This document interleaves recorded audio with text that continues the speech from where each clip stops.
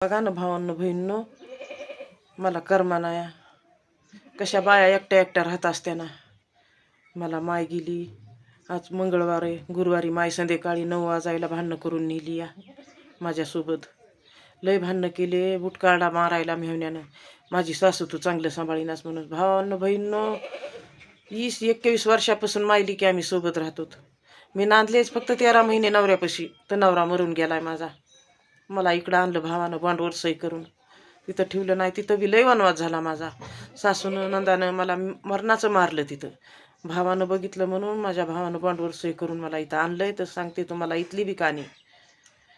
मग माईला ॲडमिट केलं विवेकानंदमध्ये.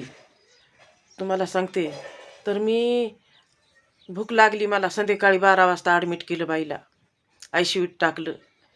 तर मग मला भूक लागली, दिवसभराची उपाशी होते मी. भूक लागली तर 2 साहेब लोक जेवत होते, दोघं भाऊ. त्यांचं कोणी पेशंट असेल नातेवाईक ॲडमिट तर जेवत होते. तर त्यांचं जेवण होस तर मी अशी लांब बसले. जेवण झालं की एक टिफिन रिकामी होती, एक टिफिन भरलेली होती आणि एक टिफिन त्यानं रिकामी केली. तर मग मी तटकन उठले बसलेली. त्यांचे जेवणं झाली की म्हणलं एक टिफिन हाय माय जेवायला, मला दिलं तर बरं झालं. मी उठून गेले आणि म्हणलं भाऊ मला भाकर द्या ना.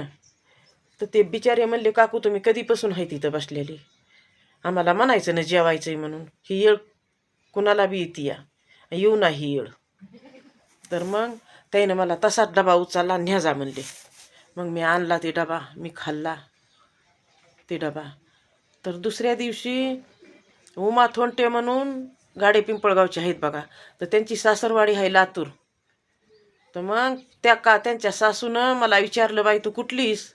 तर मी म्हणलं मी कानडीची आहे. तर म्हणल्या कुठल्या कानडीची. तर म्हणलं गाडे पिंपळगावाजवळ कानडी या. तर म्हणल्या माझी लेक बी तिथं दिली. तर म्हणलं कुणाच्या इथं. तर म्हणल्या उमा थोंट्याला दिली या.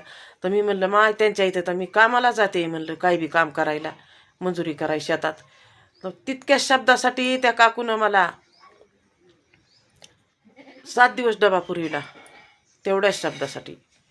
भाकरी मागितल्या माईसाठी मी. भावांनो बहिणींनो, काय करू आता माय माझी हरण लई थकली, किडनीवर सूज आली.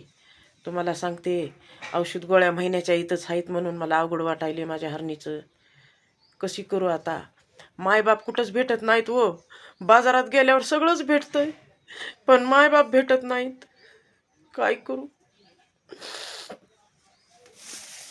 माय माझी त्यानं पाठवा वापस, अगर त्यानं येऊन औषध गोळ्या घेऊन जावा, माझ्या हरणीला चांगलं सांभाळावं. मी सारखं